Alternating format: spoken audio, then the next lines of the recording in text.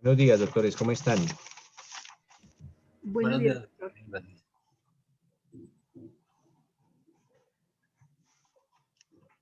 Buenos días, doctor.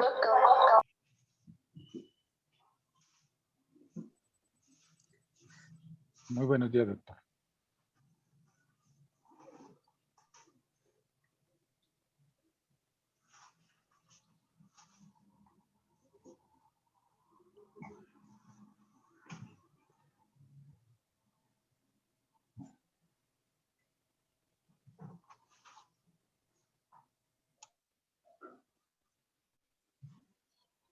Bueno, doctores, ¿qué vamos a ver hoy? Vamos a ver un temita que se denomina la declaración de parte y la confesión. Vamos a ahondar en estos dos aspectos particulares, en lo que es declaración de parte y confesión. Pues básicamente nosotros ya habíamos dicho que pues la declaración de parte es como ese testimonio que rinde un sujeto procesal. Básicamente esa es la declaración de parte. Cuando el testimonio es rendido por uno de los sujetos procesales, pues se concibe como una declaración de parte.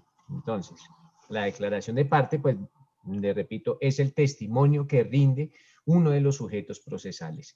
Pero cuando alguno de esos sujetos procesales acepta unos hechos y el aceptar esos hechos le acarrea unas consecuencias jurídicas desfavorables, pues hablamos de confesión. Entonces, lógicamente, pues toda confesión es una declaración de parte. La diferencia entre la declaración de parte y la confesión es que a raíz del testimonio que está plasmando el sujeto procesal, si con esa declaración de parte se van a acarrear, va a tener como resultado pues alguna consecuencia jurídica desfavorable para esa parte que está haciendo la declaración, pues se transformará en una confesión. Entonces, básicamente esa es como la diferencia entre la declaración de parte y la confesión. Con respecto a la confesión, mis doctores, podemos indicar que existen tres clases de confesiones. La primera se denomina la confesión judicial. Ojo, esa es la primera clase de confesión, la confesión judicial.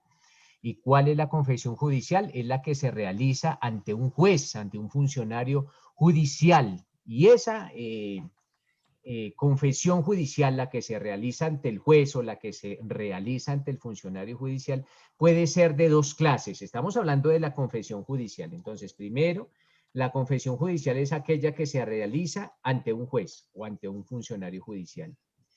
Y esa confesión judicial puede ser de dos clases. La primera se denomina la confesión judicial provocada. Ojo, confesión judicial provocada. Y la confesión judicial provocada es la que se logra por medio de un interrogatorio, que puede hacer ese interrogatorio puede ser de manera o de forma oral o de forma escrita. Y este interrogatorio que realiza la parte se genera en virtud de una obligación de que responda. Esto es cuando se exige el interrogatorio de parte por el juez. Entonces el juez decreta el interrogatorio de parte y a raíz del interrogatorio de parte pues se lleva o se transforma el interrogatorio en una confesión. Entonces cuando yo cito al sujeto procesal, cuando el juez lo cita en virtud de esta solicitud que hizo la contraparte, pues se provocó la confesión judicial. ¿Por qué? Porque el juez fue el que obligó al sujeto procesal a acudir al proceso y básicamente a responder ese interrogatorio de parte. Entonces, en ese caso hablamos de la confesión judicial provocada. Ojo, confesión judicial provocada. También existe, doctores, otra clase de confesión que se denomina la confesión judicial espontánea. Ojo, entonces esa es la otra clase de confesión judicial. Primera, la confesión judicial provocada y segundo, la confesión judicial espontánea. Y pues básicamente la confesión judicial espontánea es la que se presenta por voluntariedad de la persona, voluntariedad del sujeto procesal. Es voluntaria que el sujeto procesal rinda ese testimonio. Entonces, básicamente, se realiza en la mayoría de los casos en que se presentan confesiones judiciales espontáneas, se dan las contestaciones de la demanda en esas audiencias de conciliación, pero en estas cosas básicamente es el sujeto procesal el que voluntariamente acude al proceso y acepta los hechos con esas consecuencias jurídicas desfavorables. Entonces, recordemos, doctores, que existen dos clases de confesiones: la confesión judicial provocada y la confesión judicial espontánea. La provocada es cuando el juez obliga al sujeto procesal a asistir al proceso y en virtud del interrogatorio que se realiza, pues acepta los hechos con unas consecuencias jurídicas desfavorables para quien está rindiendo el testimonio, para ese sujeto procesal. Y la confesión judicial espontánea, que es aquella en que voluntariamente el sujeto procesal acude allá al juzgado, acude al proceso y acepta los hechos con las consecuencias jurídicas desfavorables. Entonces existen dentro de las confesiones judiciales estas dos grandes divisiones: la confesión judicial provocada y la confesión judicial espontánea. También existe, mis doctores, otra clase de confesión judicial que se denomina la confesión extrajudicial. Entonces, la primera la confesión judicial y la segunda la confesión extrajudicial. Esa es otra clase de confesión, la que se denomina confesión extrajudicial. Y básicamente pues es la que se realiza por fuera del proceso. Ojo, entonces la confesión extrajudicial se realiza por fuera del proceso. Ahora vamos a hablar de la producción de la prueba, cómo se produce la prueba. Inicialmente, pues vamos a hacer énfasis en materia civil, cómo se produce la prueba. Pues básicamente para que la prueba quede producida válidamente, pues deben existir o se deben cumplir unos requisitos y unos requisitos establecidos por el ordenamiento procesal correspondiente. El primero es que esa persona que realiza la confesión, pues por ahora estamos hablando de la confesión, la persona que realiza la confesión, de aquí en adelante la voy a denominar el confesante. Ojo, el confesante es quien realiza la confesión y ya sabemos que tiene que ser un sujeto procesal y que su testimonio tiene que acarrear consecuencias desfavorables, pero el confesante tiene que tener la capacidad para realizar la confesión. Entonces, primero, capacidad del confesante. Segundo, que esa confesión verse o que tenga que ver sobre hechos que le produzcan efectos adversos a sus intereses. Pues ya tenemos claro que quien realiza la confesión es un sujeto procesal. Entonces, tiene que hacer relación o versar sobre hechos que le produzcan efectos adversos a los intereses. ¿A los intereses de quién? De quien está realizando la confesión. Tercer requisito, que recaiga sobre hechos respecto de los cuales la ley no exija otro medio de prueba. Por allá veíamos en ejemplos anteriores que en algunos hechos específicos solo se prueban de una manera específica. Entonces, esta confesión tiene que recaer sobre unos hechos respecto de los cuales no exija la ley otro medio de prueba. La confesión también, como otro de los requisitos, tiene que ser libre, tiene que ser expresa y la persona tiene que estar consciente de que efectivamente está realizando esa confesión. También, doctores, la confesión tiene que recaer o tiene que tener en cuenta hechos personales del confesante o de aquellos que el confesante tuviese conocimiento. Entonces, ya sea de hechos personales del confesante o de algunos hechos de los cuales el confesante tiene conocimiento. Básicamente, pues estos son los requisitos de la confesión, ojo, en materia civil. Por allá leamos, por favor, ahorita le doy el uso de la palabra a alguno de ustedes para que se remita al Código General del Proceso, más exactamente al artículo 191, ojo, 191 del Código General del Proceso, en el cual también se plasman algunos requisitos pues mínimos de esta práctica judicial del de la confesión. Artículo, le repito, artículo 191 del del Código General del Proceso. Entonces, a ver, Ángelo Sánchez, por favor, leamos el artículo 191 del Código General del Proceso. Buenos días, profe, ¿me escuchan? Sí, señor. Listo. Qué pena. Artículo 191. Requisitos de la confesión. La confesión requiere, primero, que el confesante tenga capacidad para hacerla y poder dispositivo sobre el derecho que resulta de lo confesado. Segundo, que verse sobre hechos que produzcan consecuencias jurídicas adversas al confesante o que favorezcan a la parte contraria. Tercero, que recaiga sobre hechos respecto de los cuales la ley no exija otro medio de prueba.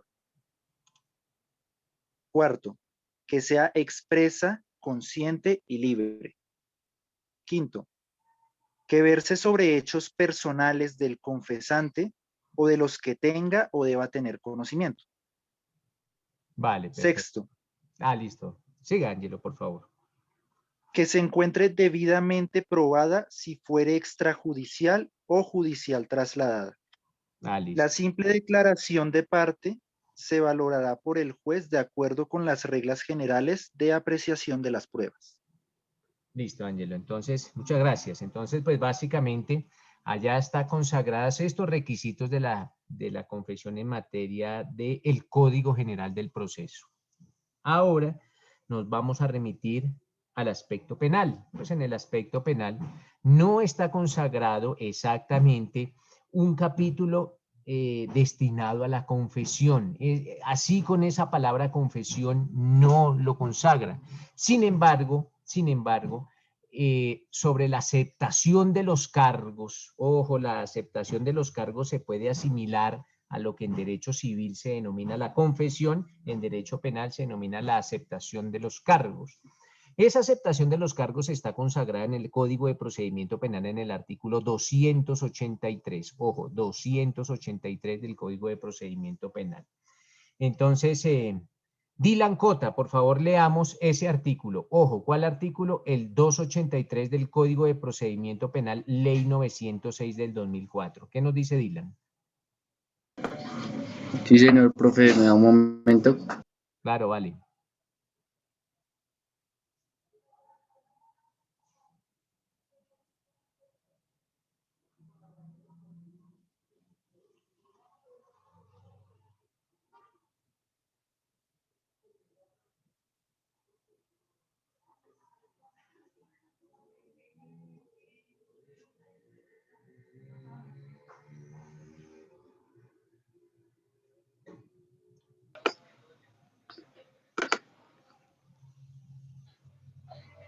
Listo, profe. Cuénteme, Dylan. Bueno, artículo 183, aceptación por el imputado. La aceptación por el imputado es el reconocimiento libre, consciente y espontáneo de haber participado en alguna forma o grado en la ejecución de la conducta delictiva que se investiga. Bueno, Dylan, venga, le hago una pregunta. ¿Quién realiza esa aceptación de los cargos? Pues en este caso sería el imputado, ¿no? Exacto, entonces es el imputado el que va a realizar esa aceptación. Gracias, Dylan. Es quien realiza esa aceptación de los cargos. Entonces ese artículo 283 dice, mire, el imputado tiene la posibilidad de aceptar los cargos y básicamente lo que se exige es que esa aceptación sea libre, consciente, espontánea y voluntaria. Que esa persona que acepta los cargos no esté bajo el influjo de alguna bebida alcohólica o bajo el influjo de alguna sustancia alucinógena. Asimismo, se exige en el momento de la aceptación de los cargos por parte del imputado que este imputado no esté, que esté libre de cualquier presión o libre de cualquier apremio para llegar a aceptar estos cargos. Entonces tiene que el juez, pues básicamente, corroborar que la aceptación de los cargos cumple con estos requisitos.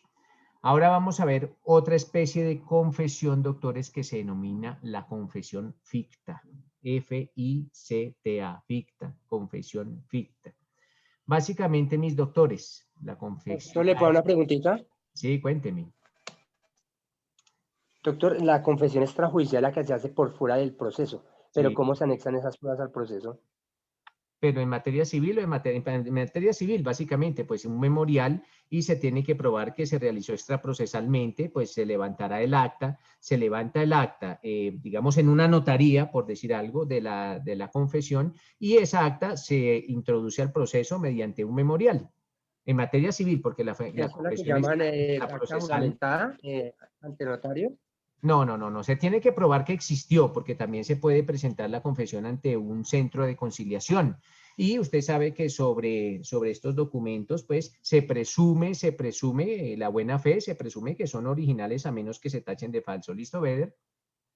Ah, listo, doctor. Vale, O perfecto. sea, doctor, entonces extrajudicial se anexa al proceso mediante un memorial. Muchas gracias, Señor. doctor, muy amable. Perfecto. Entonces, ahora, mis doctores, vamos a ver Profe, otra qué forma. pena. Sí, cuénteme. ¿La ficta es en materia penal o en civil? No, estamos en civil, por ahora estamos Ok. en civil. La única que opera en materia penal es lo que se denomina la aceptación de cargos del imputado. En materia penal no opera la confesión extrajudicial, ojo, esa no opera en materia penal y tampoco opera la confesión ficta o presunta. ¿Listo? Esto, por ahora estamos otra vez en materia civil. ¿Listo, Antonio? Listo, profe. Listo. Entonces, doctores, ahora vamos a ver esa confesión ficta. La confesión ficta también tiene algunos doctrinantes en materia civil, le denominan confesión presunta. Ojo, entonces, cuando estemos hablando de confesión ficta, también, si lo conocen como, si lo van a leer o lo estudian como confesión presunta, son sinónimos. Entonces, voy a referirme a confesión ficta o presunta. Estamos hablando de la misma confesión. Básicamente, esta confesión ficta o esta confesión presunta opera inicialmente solo en el ámbito civil. Ojo, solo en el ámbito civil. Cuando se presenta un interrogatorio de parte, ojo, un interrogatorio de parte de forma escrita, sin que en ningún caso exceda de 20 preguntas. Y estas, pues ya les dije, se formulan de forma asertiva. ¿Y de qué? De hechos, ¿qué tiene que tener ese cuestionario? Pues algunos hechos que sean susceptibles de confesión, que se puedan confesar. Se necesita como otra condición para que se presente la confesión ficta o la confesión presunta, que se notifique en debida forma ese cuestionario.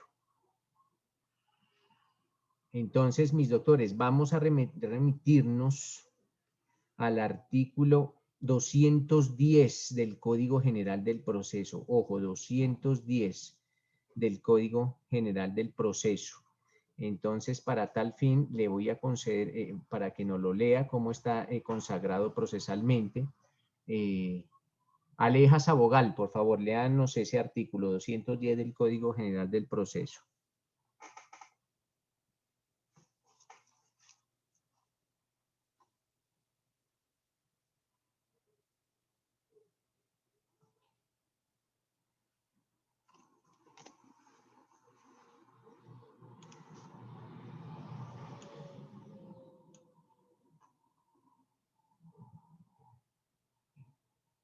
Bueno, Natalia González. Ok, profe. Cuéntanos, Natalia. 210, ¿sí? Señora.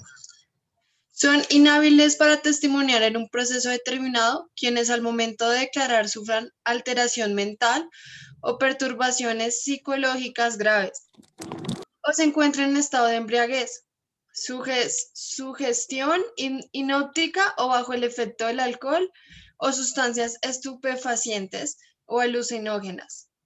y las demás personas que el juez considere inhábiles para testimoniar en un momento determinado, de acuerdo con las reglas de la sana crítica.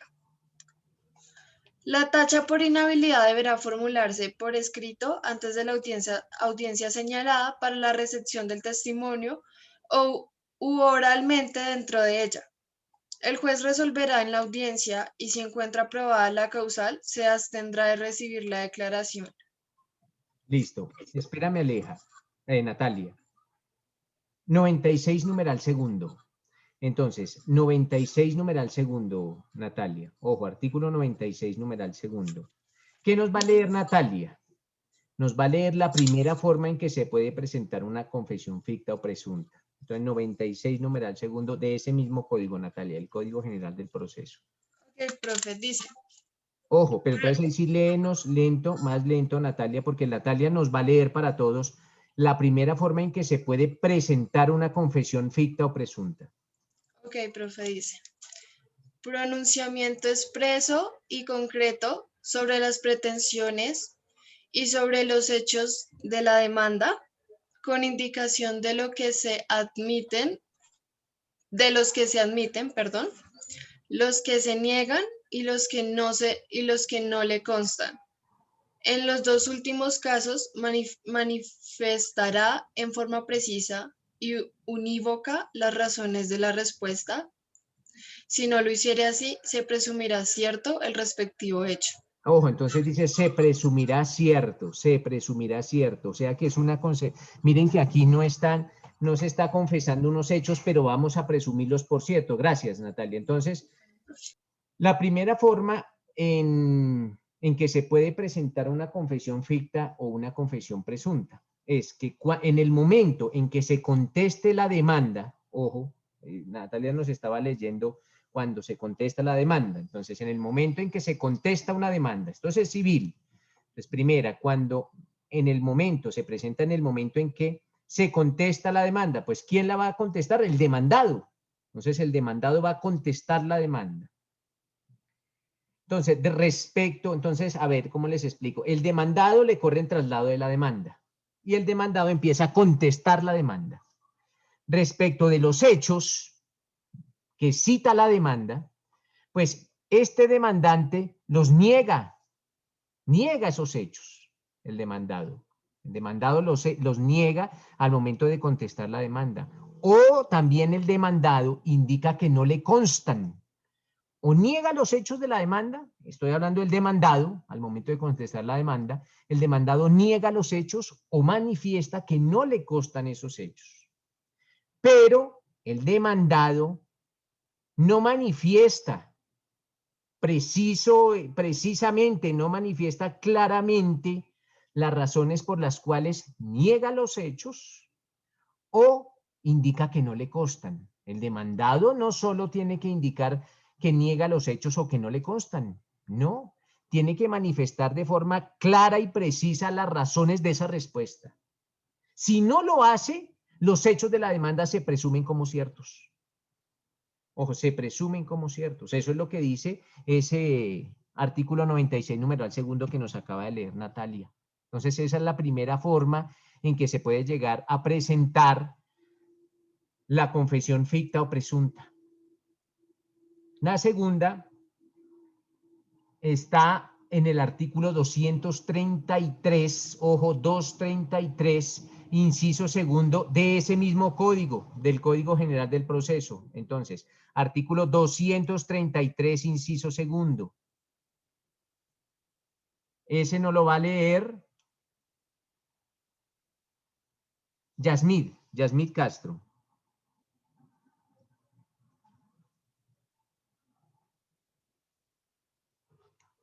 Hola, doctor, regálame un segundo. Perfecto. Entonces, 233, ¿sí? De colaboración de las partes, doctor. Sí, señora. Más exactamente, Yasmid, 233, inciso segundo. Muy bien, dice, si alguna de las partes impide la práctica del dictamen, se Estamos hablando de presumirán... un dictamen pericial. Entonces, si alguna de las prácticas impide la práctica del dictamen, ¿qué pasa, Yasmid?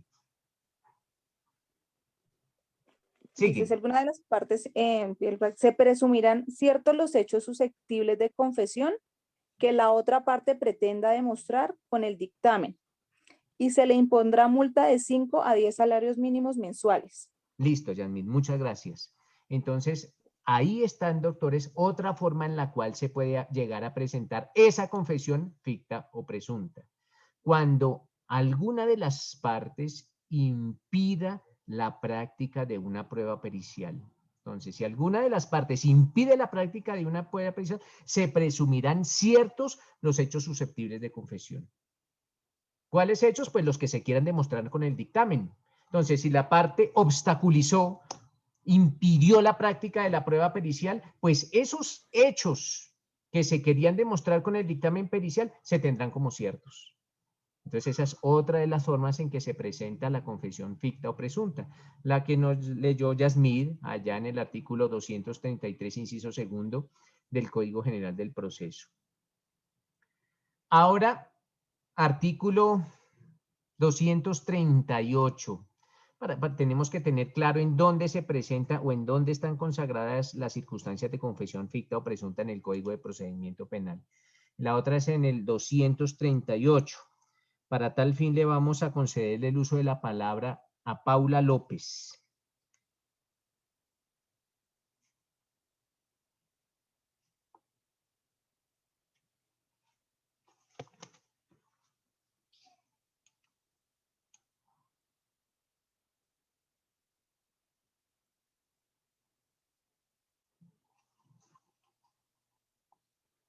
¿Dónde está Paula? Mónica Briñez. Acá estoy, profe. Mónica, por favor, te escuchamos. Artículo 238, ¿sí? Sí, señora, pero más exactamente, Mónica, el 238, numeral segundo. Ojo, numeral segundo, porque el 238 tiene unos numerales en el numeral segundo. Listo, profe. Entonces, práctica de la inspección, numeral segundo.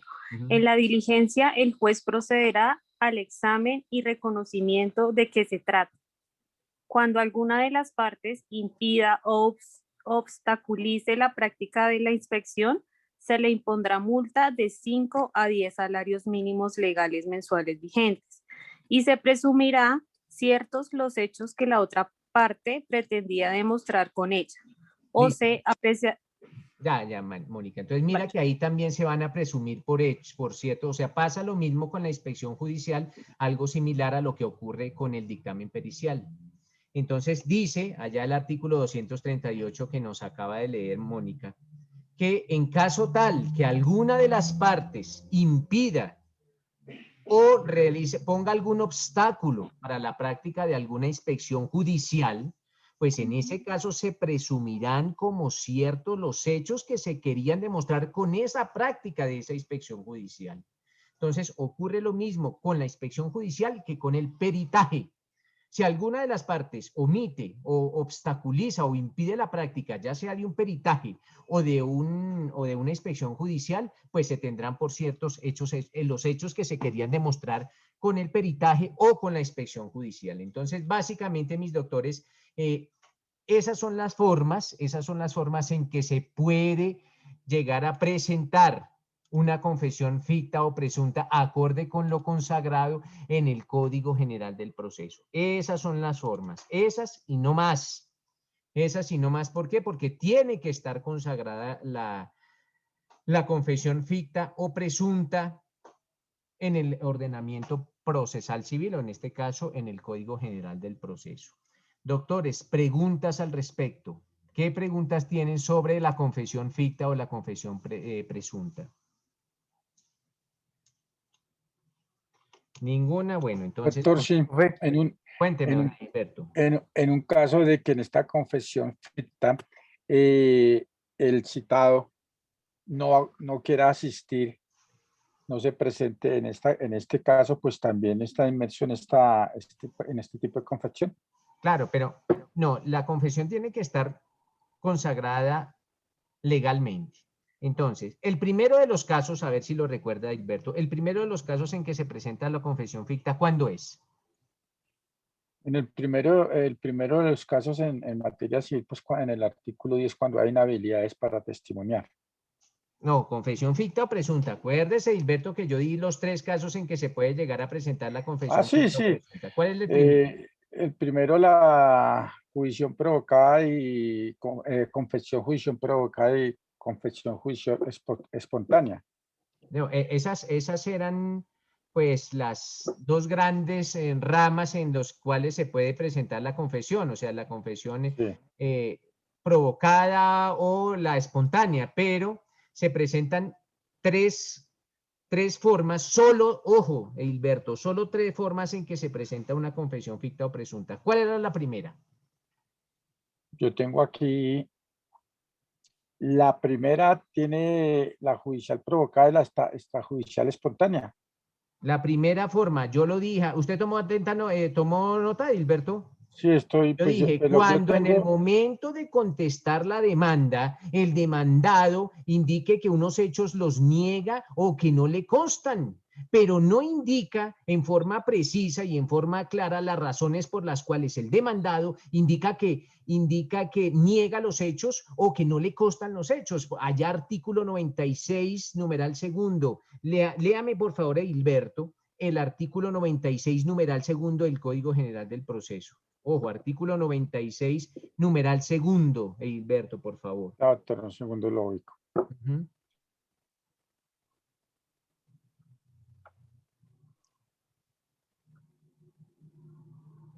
Artículo 96, numeral segundo. Estamos hablando de la contestación de la demanda. Entonces, ¿qué nos dice el Código General del Proceso? Segundo, doctor. Bueno, el numeral segundo del artículo 96 nos dice el pronunciamiento expreso y concreto sobre las pretensiones y sobre los hechos de la demanda, con indicación de los que se admiten, los que se niegan y los que no le constan. En los 2 últimos casos manifiesta en forma precisa y evoca las razones de su respuesta. Si no lo hiciere así, se presumirá cierto el respectivo hecho. Es decir, que aquí, pues, el que se niega, pues, se presume que es cierto. Exactamente, Dilberto. Ojo, esa es la primera forma en que se presenta la confesión ficta o presunta. Es esa la que usted nos acaba de leer. Cuando usted sea abogado y usted conteste una demanda, ojo, que usted conteste la demanda. Y pues lógicamente para contestar la demanda, ¿usted qué necesita? Pues necesita la demanda, ¿cierto? Para contestarla. Sí. Y cuando usted lea la demanda y en la demanda hay unos hechos y a usted le dicen, bueno, doctor, hágame un favor, contésteme la demanda, y usted lee la demanda y allá hay unos hechos, y usted indica, como abogado de los demandados o de la parte demandante, usted indica con respecto a esos hechos que no le constan o los niega, dice que esos hechos no fueron así, pero no indica las razones por las cuales se están negando los hechos, y tampoco indica las razones en forma precisa de por qué esos hechos tampoco le constan. Si usted no indica de manera clara y precisa del por qué esos hechos los niega o de por qué esos hechos no le constan, pues se presumen como ciertos esos hechos. Entonces esa es la primera forma en que se presenta la confesión ficta o presunta. La segunda y la tercera son parecidas porque se presentan con el peritaje y con la inspección judicial. Dice, cuando alguna de las partes obstaculice, ya sea la práctica de un peritaje o de una inspección judicial, lo que se quería demostrar con esas actuaciones judiciales se presume como cierto. ¿Por qué? Porque la parte se puso a obstaculizar la realización, ya sea del peritaje o ya sea de la inspección judicial. O sea, esas maniobras que no, yo no voy a dejar que hagan el peritaje. Ah, bueno, como no va a dejar que hagan el peritaje, pues lo que se quería demostrar se presume como cierto porque usted como parte fue la que obstaculizó la práctica o una inspección judicial. ¿Listo, Hilberto? Sí, señor. Gracias. Vale, entonces esas son las únicas 3. No existen ninguna otra, esas 3. Acorde con lo consagrado en el Código General del Proceso. Ahora, doctores, nos vamos a ver a otro tema que se denomina... Ah, sí, cuénteme. Bueno, yo tenía una inquietud y era referente a cuando la persona que obstaculiza dichas pretensiones y demás No, tiene que ser pretensiones no, es obstaculiza o la práctica de un peritaje o la práctica de una inspección judicial.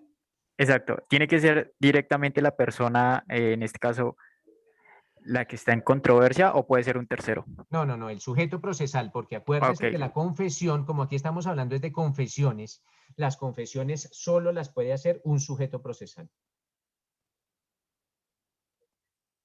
¿Vale, Antonio? Listo, profe, gracias. Listo, perfecto. Entonces ahora, mis doctores, vamos a ver otro temita. Otro temita que se denomina el juramento. Ojo, el Profe, juramento. Angelo y Diana estaban alzando la mano. Ángelo, pero es que aquí yo lo tengo, es muy abajo la lista de asistentes. Ahora sí, sí, perfecto. Diana, ¿qué nos dice Diana Mendoza? Buenos días, doctores. Una pregunta respecto a cuando opera la confesión ficta con la contestación de la demanda. Ajá, o sea, el primer caso. El primer caso.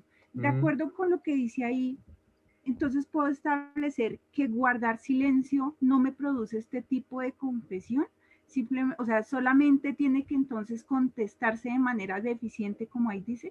Claro, lo que pasa, Diana, es que si tú no contestas la demanda, ojo, si no la contestas, el hecho de que interpongan una demanda en contra tuya y tú nunca la contestes, pues, ¿qué pasa? En esos casos se te va a nombrar un curador y el curador va a responder la demanda por ti.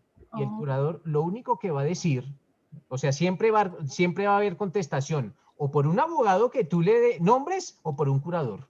Siempre la va a haber.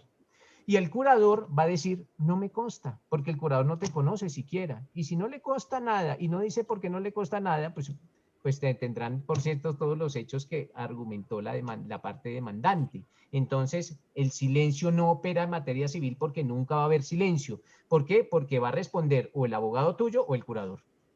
¿Y si lo hace de manera extemporánea, por ejemplo, el abogado? Si el abogado tuyo lo hace de manera extemporánea, pues no se tiene en cuenta esa demanda. No se tiene en cuenta esa contestación. no operaría. Todo lo que se plasmó en la demanda se tendrá, por cierto. Entonces sí operaría en ese caso. Claro. Gracias, doctor. Claro, porque entonces jugaríamos a guardar silencio para que no operara la confesión ficta o presunta. Okay. Gracias, doctor. Listo, vale. Beder. Sí, doctor, buenos días.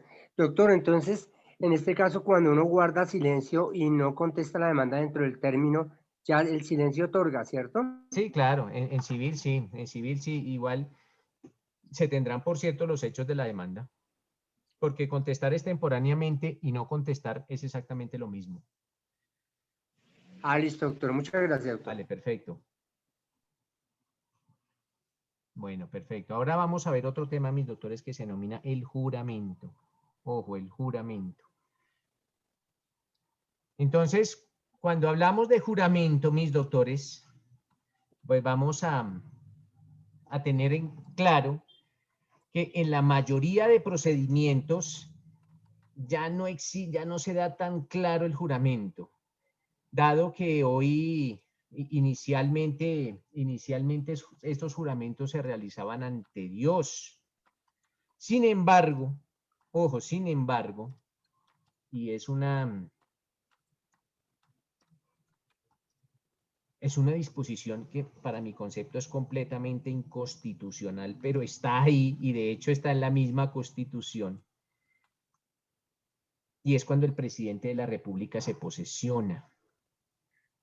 Remitámonos a la Constitución Política, mis doctores, por favor, al artículo 192, ojo, 192 de la Constitución Política.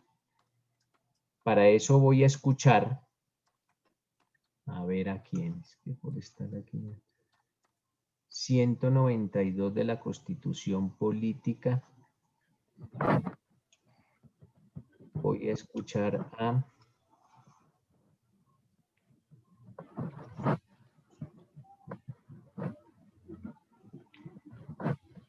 Julián Camacho. ¿Qué nos dice Julián Camacho? 192 de la Constitución Política. Listo, profe, ya un segundito. Listo, Julián.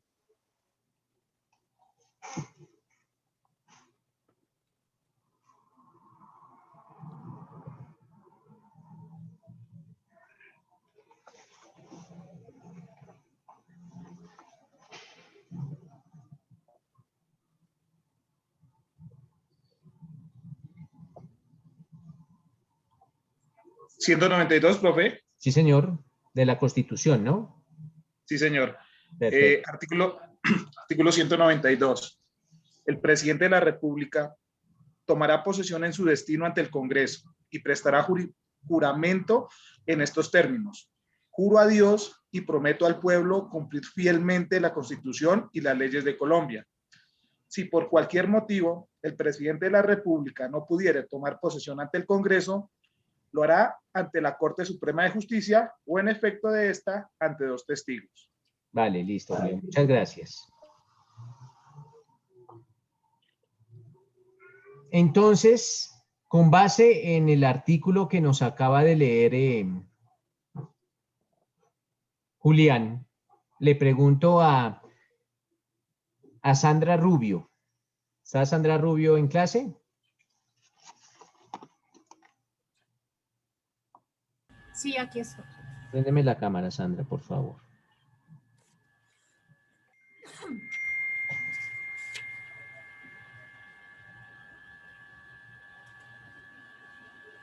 Okay. Entonces, Sandra, acorde con lo que nos leyó Julián y que está consagrado en el artículo 192 de la Constitución Política, ¿el presidente de la República jura ante quién?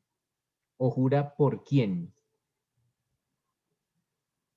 Jura ante Dios y promete ante el pueblo. ¿Y qué pasa, Sandra, si el presidente de la República es ateo? ¿Qué pasa si es ateo?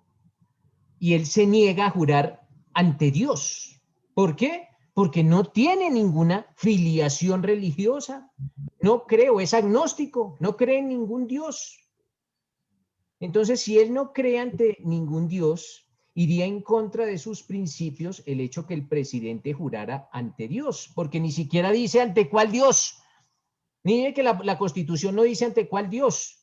Y si yo no tengo Dios, o si usted, por ejemplo, mañana es nombrada presidenta de la República y usted no tiene Dios y se niega a jurar ante Dios, ¿será que en esos casos tendríamos que reformar la Constitución o en ese caso ese presidente no se podría posesionar? ¿Qué opina? Pues básicamente sería un juramento que él puede jurar ante Dios, pero finalmente... No, él no va a jurar ante Dios, Sandra, porque él no cree en Dios. Y él dice, no, no voy a jurar ante ningún Dios.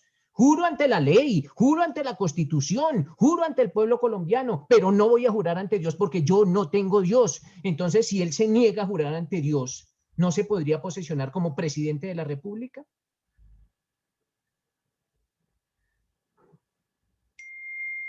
¿Ese juramento ante Dios, Sandra, no atenta contra la libertad de cultos? Sí, claro que sí.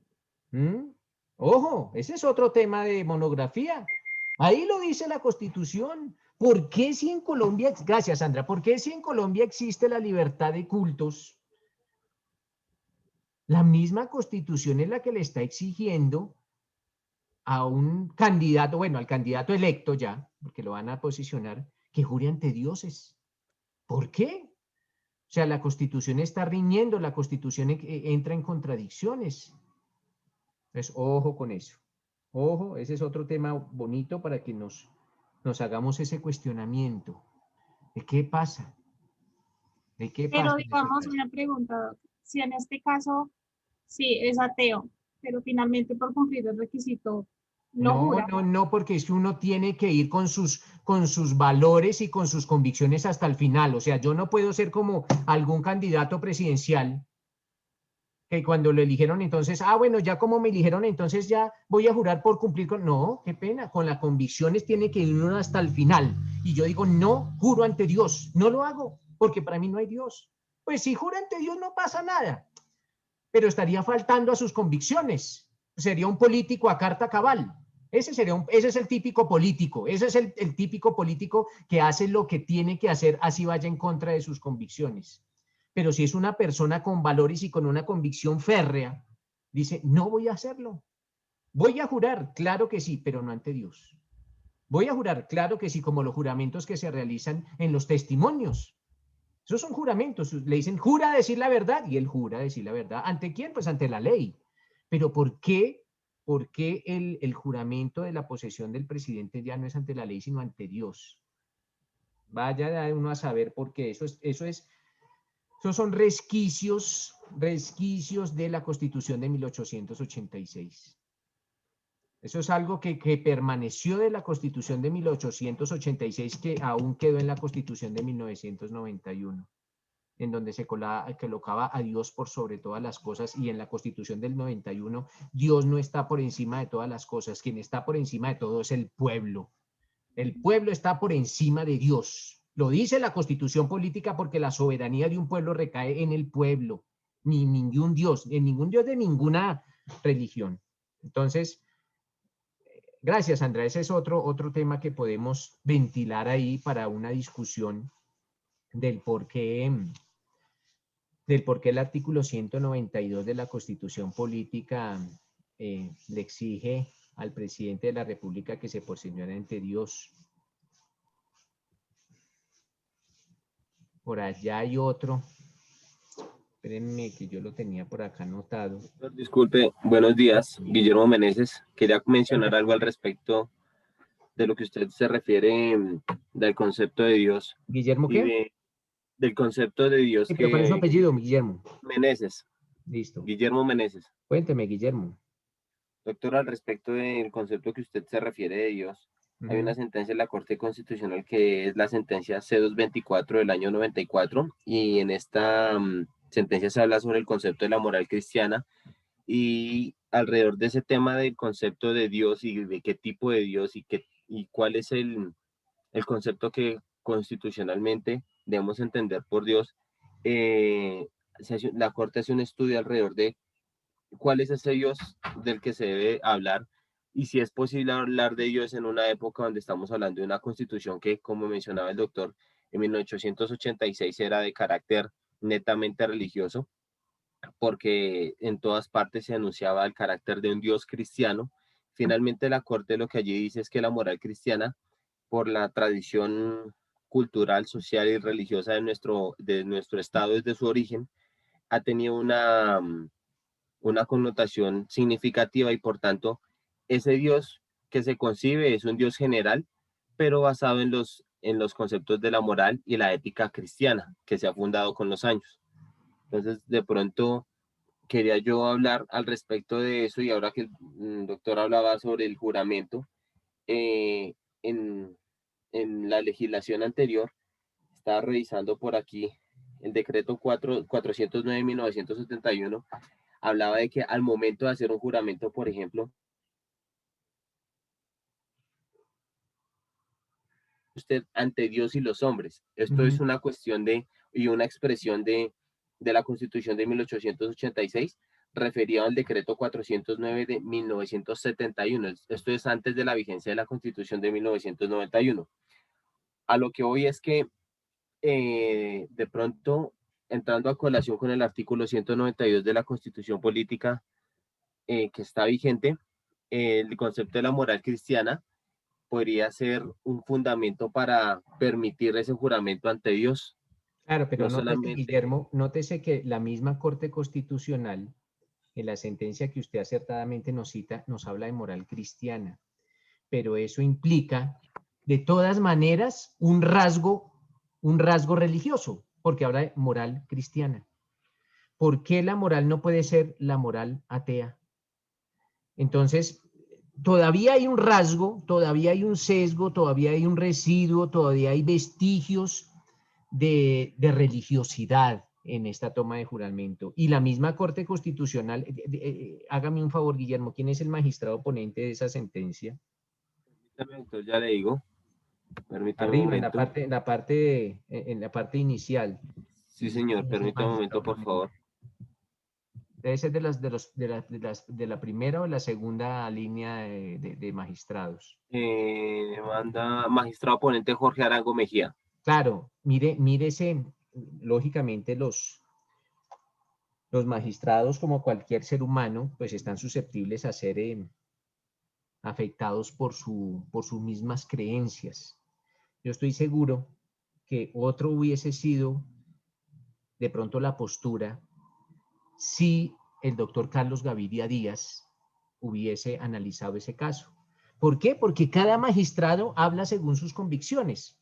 Todo con base en la Constitución, en este caso de la Corte Constitucional, todo con base en la Constitución, en los tratados internacionales, pero nunca vamos a dejar nuestras convicciones. La persona que es profundamente creyente en algo o en alguna religión, casi que le es imposible apartarse de sus creencias para proferir un fallo. Por eso hoy en día, gracias Guillermo, por eso hoy en día todavía hay magistrados de la Corte Constitucional que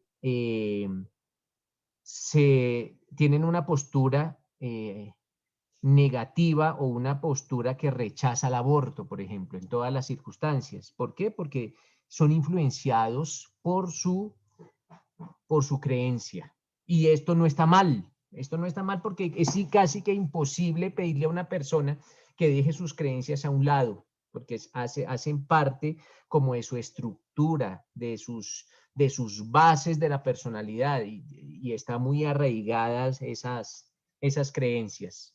Sin embargo, pues esperemos que con el transcurrir de los años o de los siglos, pues básicamente se vayan eliminando estas interferencias religiosas en materia del derecho.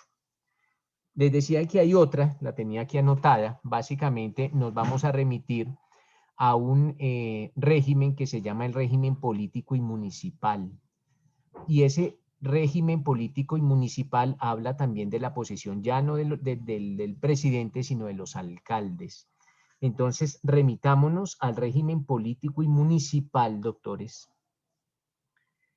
al artículo 136, al artículo 94, esa es la ley 136 de 1994, pero el artículo 94, el régimen político y municipal, artículo 94. ¿Alguien quiere hacerlo antes de que unilateralmente le conceda el uso de la palabra a alguno de los alumnos o alguien desea leernos este régimen político y municipal, más exactamente al artículo 94 del régimen político y municipal?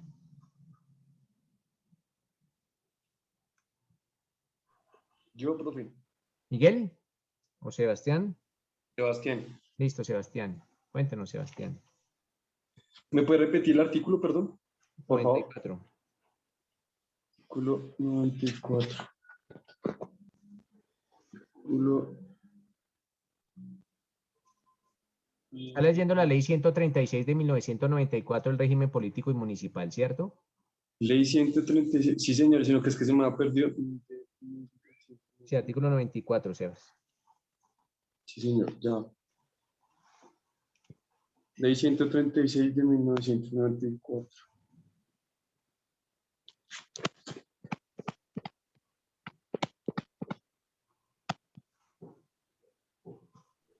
¿1934 o...? No, 1994, 94. Perdón. Ley 136 de 1994. Ya. Artículo 94. Ya, profe, ya. Listo, Sebastián, por favor. Artículo 94. Posesión y juramento. ¿De quién? De los alcaldes, ojo, de los alcaldes. Sí, señor. Los alcaldes tomarán posesión del cargo ante el ICA.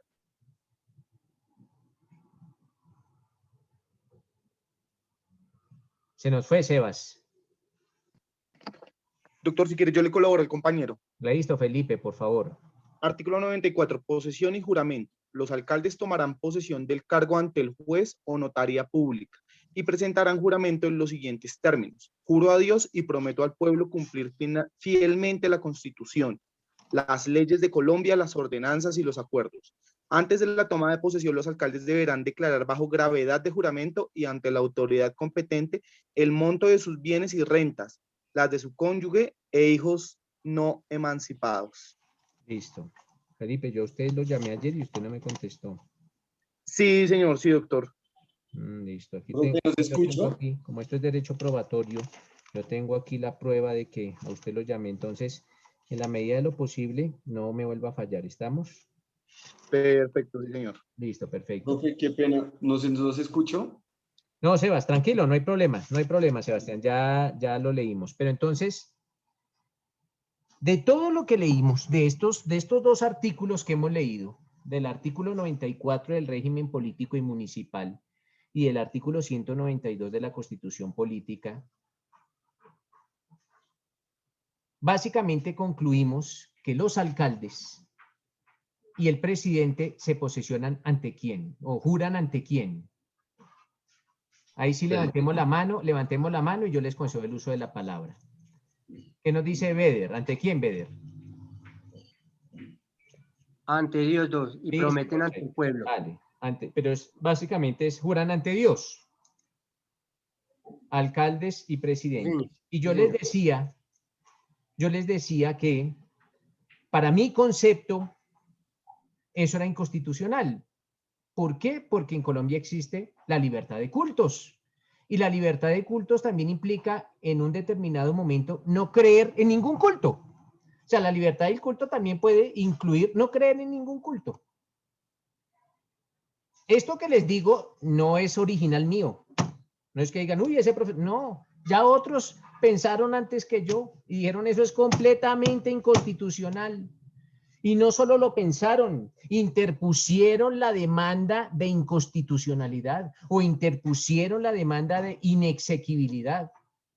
Y esa demanda ya la resolvió la Corte. Eso hace mucho tiempo la Corte lo decidió.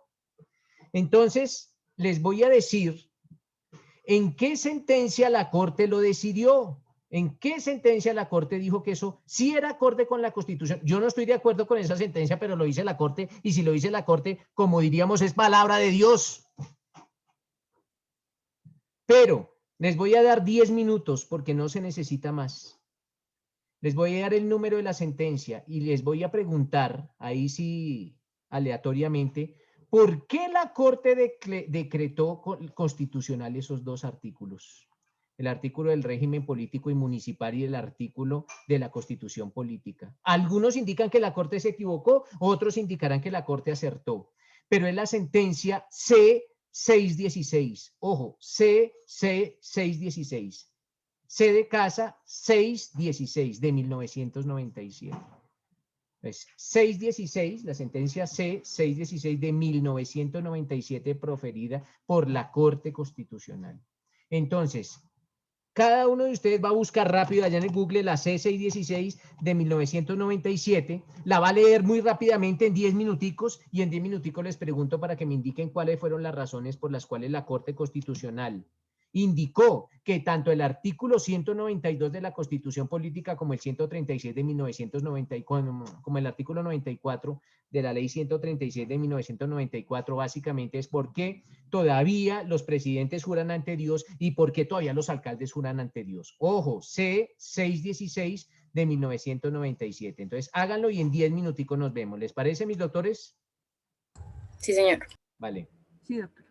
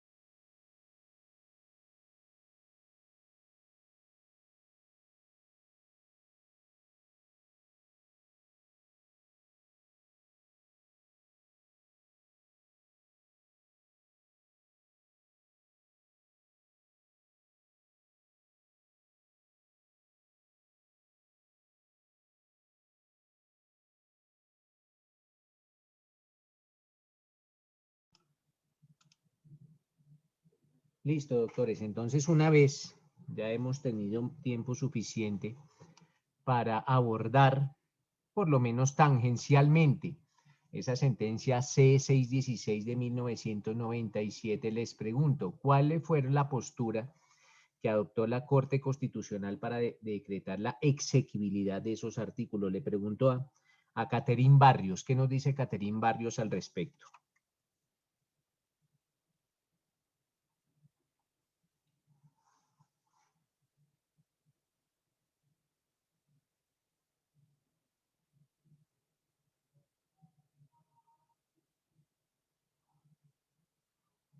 No está Caterín. Miguel Ángel Usama. Sí, doctor. Cuénteme, Miguel Ángel. Bueno, básicamente la sentencia se trataba de declarar inexequible las expresiones juramento, bajo juramento o bajo la gravedad del juramento. Juramentadas, jura, juran falso o jurada. La Corte declaró exequibles las expresiones basadas en las siguientes consideraciones: la libertad de opinión, la libertad de religión, la libertad de culto, la libertad de conciencia, la libertad de pensamiento, la libertad de opinión, el derecho a la personalidad, y decretó. Préndame la cámara, hágame el favor, Miguel Ángel. Ok. Y decretó que, bueno, expresó primero que todo pues las definiciones de cada una de lo que le acabo de decir, y dijo que en virtud a la expresión de los principios que tiene cada persona, entonces declaró exequibles las expresiones.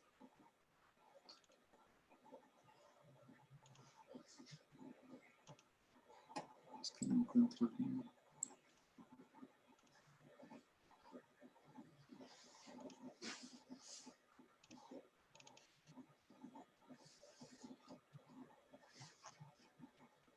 Listo, dejemos ahí, hombre, Miguel Estoy Ángel. aquí buscando el artículo. No, tranquilo, dejemos ahí. Por lo menos ya veo que la miró. ¿Qué nos dice Jenny Higuera?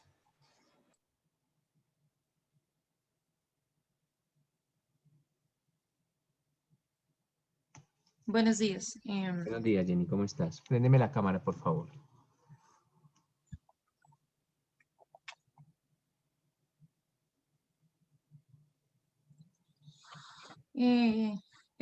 La Corte se refiere que la declaró exequible porque dice que es un simple rito o solemnidad procesal de mero formalismo ajeno a todo contenido religioso. Es empleado como un simple arbitrio legislativo para poner al juramento de presente la obligación de observar una buena fe, especialista en la manifestación de la verdad. Perfecto. Listo. Ahora sí les concedo el uso de la palabra como quieran, pues, interrumpir, como quieran participar. ¿Qué nos dice Tatiana? Doctor, buenos días. Buenos días para todos. Bueno, la Corte consideró que, bueno, inicialmente tuvo en consideración que en la Constitución de 1991, pues esa persona no era atea, como ya lo habíamos mencionado con anterioridad, y pues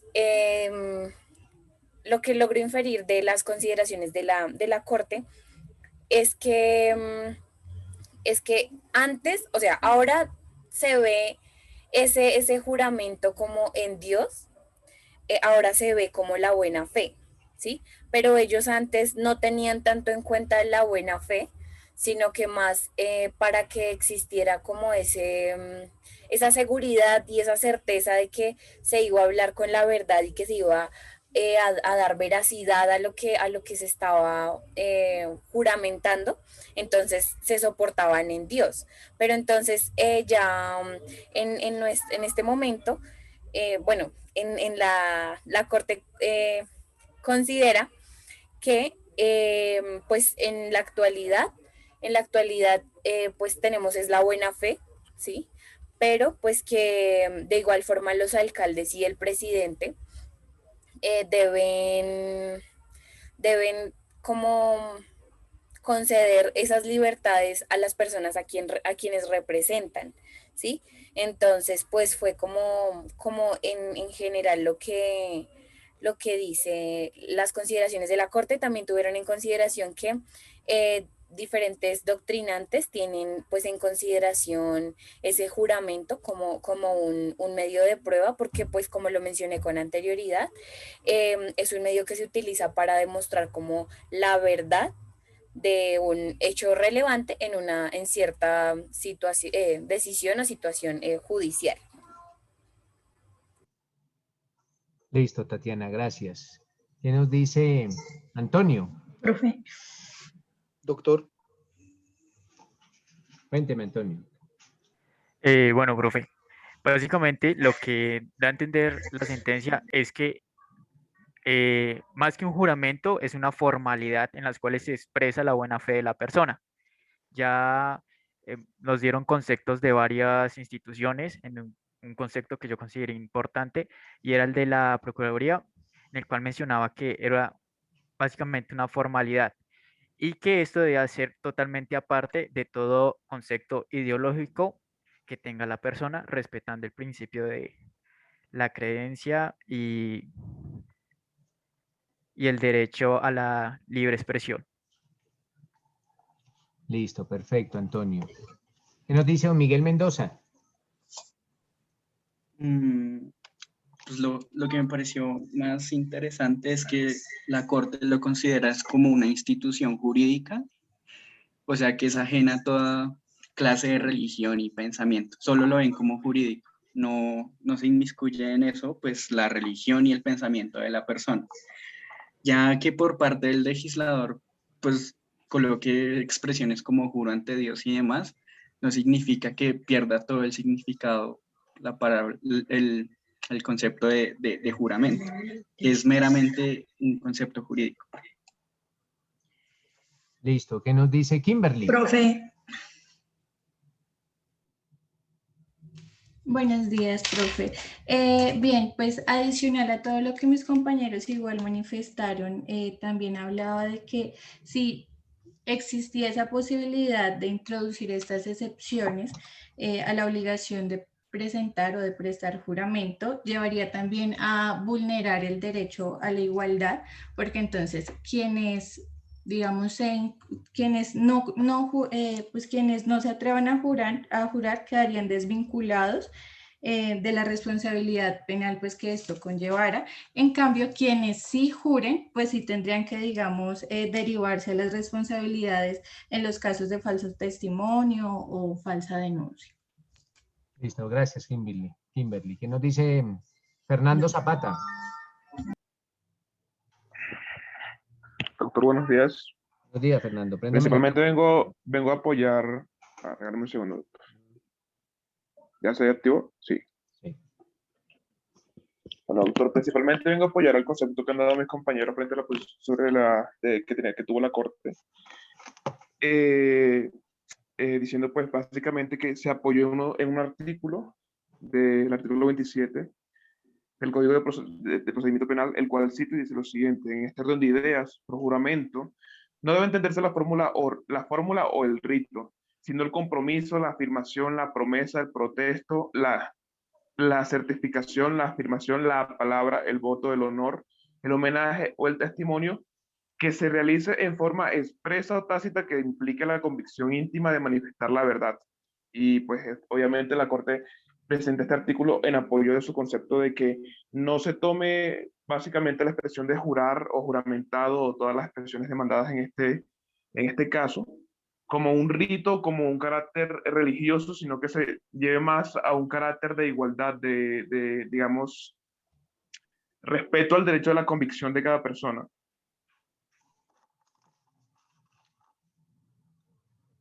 Listo, Fernando.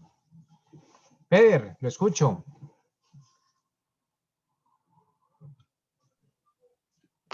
Sí, doctor. Lo que dicen mis compañeros, pues es lo que argumenta la Corte, pero refuerza, diciendo que el objeto de la religión y la libertad de culto, con el artículo 19, que dice que se garantiza la libertad de cultos a todas las personas que tienen derecho a profesar libremente su religión y difundirla en forma individual o colectiva, que es, es un elemento subjetivo del individuo y que él puede hacer uso de ese derecho que está en la Constitución. También habla del derecho a difundir su pensamiento y dice que constitucionalmente está reforzada la libertad de cultos y la libertad de pensamiento y que por eso el juramento es una mera formalidad en el hecho de las posiciones de los funcionarios públicos. Listo, ¿qué nos dice doña Marta?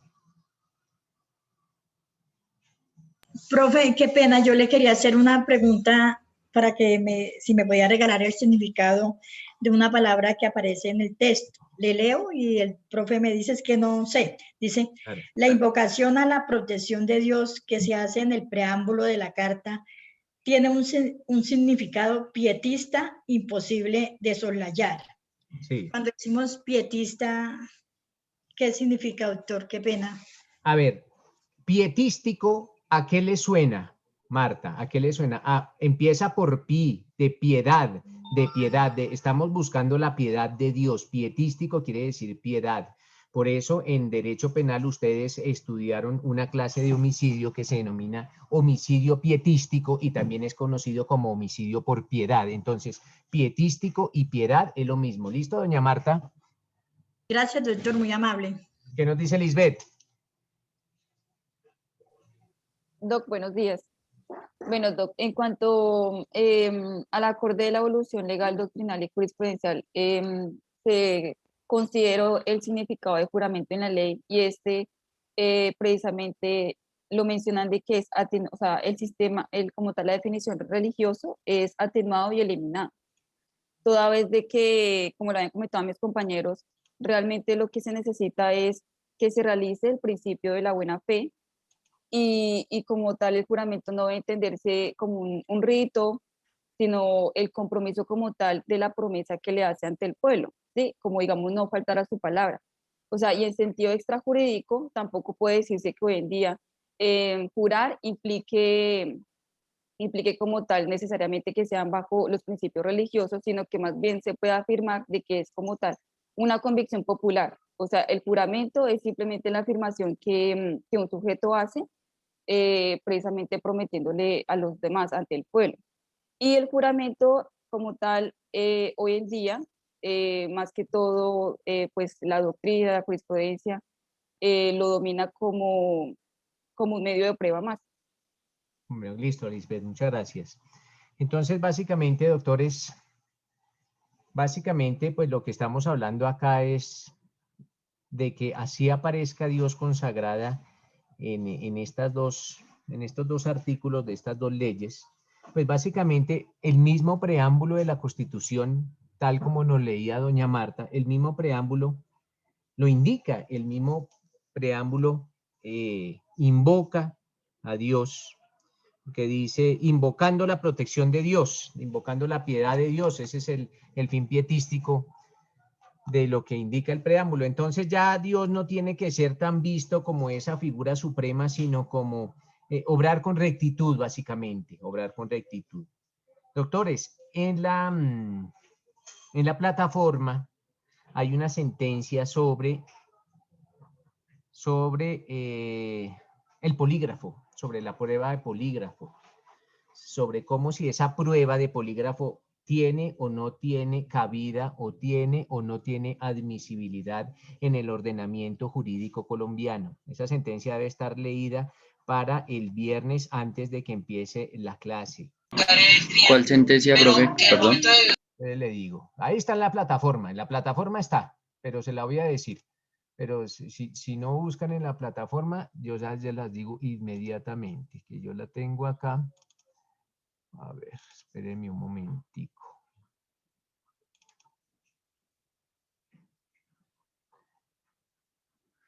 Es la sentencia 26.470 proferida por la Sala de Casación Penal de la Corte Suprema de Justicia de fecha 1 de agosto de 2008. Repito, sentencia 26.470 de la sala proferida por la Sala de Casación Penal de la Corte Suprema de Justicia de fecha 1 de agosto de 2008. Esa es la sentencia que debe estar leída para el viernes. Esa sentencia nos habla sobre el polígrafo, sobre esa prueba de polígrafo, ahorita que está tan de moda. Entonces, por favor, para que la lean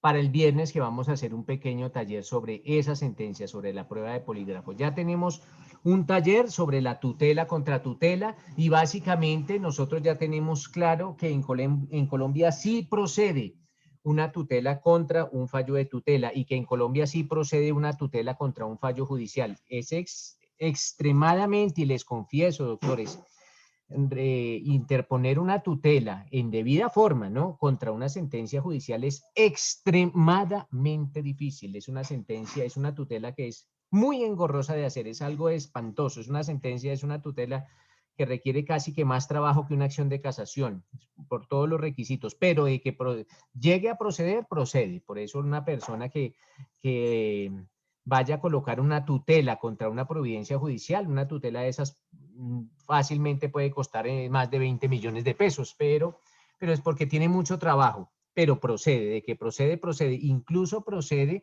la interposición y de pronto hasta que proceda una tutela contra un fallo de tutela, lógicamente con toda la carga argumentativa que ello deriva, pero procede. Esa es como la gran enseñanza de este primer taller. Ahora vamos a entrar ya en materia probatoria de una prueba que se llama la prueba de polígrafo. Ustedes la conocen mejor que yo, pero la Corte Suprema de Justicia en su sala de casación penal pues indica hasta dónde esa prueba de polígrafo es o no es admitida por nuestro ordenamiento jurídico penal. Entonces, para que por favor la leamos. Doña Marta, ¿tiene alguna otra pregunta que me dejó la mano o te me dejó la mano levantada, doña Marta? Préndame el micrófono. No, señor. Ya, no, señor, más. discúlpeme. Listo, doña Marta, perfecto. Listo. Okay. Entonces, profe, qué pena, ¿me puedes recordar la sentencia? Espéreme que yo la había cerrado. Espéreme, inmediatamente la busco. Ya la coloqué. Están en el chat. 26470, ojo, 26470 del 1 de agosto de 2008, proferida por la Sala de Casación Penal de la Corte Suprema de Justicia. Esa es la sentencia, sino que yo las tengo aquí en un archivo, porque son las sentencias que considero son como más importantes de estos temas álgidos, porque en ocasiones algunos doctrinantes y algunos abogados todavía pues acuden a algunas pruebas sin establecer qué ha manifestado la Corte Suprema de Justicia al respecto. ¿Listo, mis doctores? Entonces, por favor, tenemos el día de hoy y todo el día de mañana para leer esta sentencia y sobre ella vamos a hacer algunas preguntas o un tallercito el día viernes. ¿Les parece? Perfecto, doctor. Vale, entonces, doctores, les agradezco mucho por su tiempo, por su asistencia y nos vemos el día de mañana. Hasta luego, doctor. Gracias. Hasta luego, Doc. Muchas Hasta gracias. luego, profesor. Gracias, doctor. Muy amable. Gracias, doctor. Hasta luego. Hasta luego. Buenas tardes, compañeros.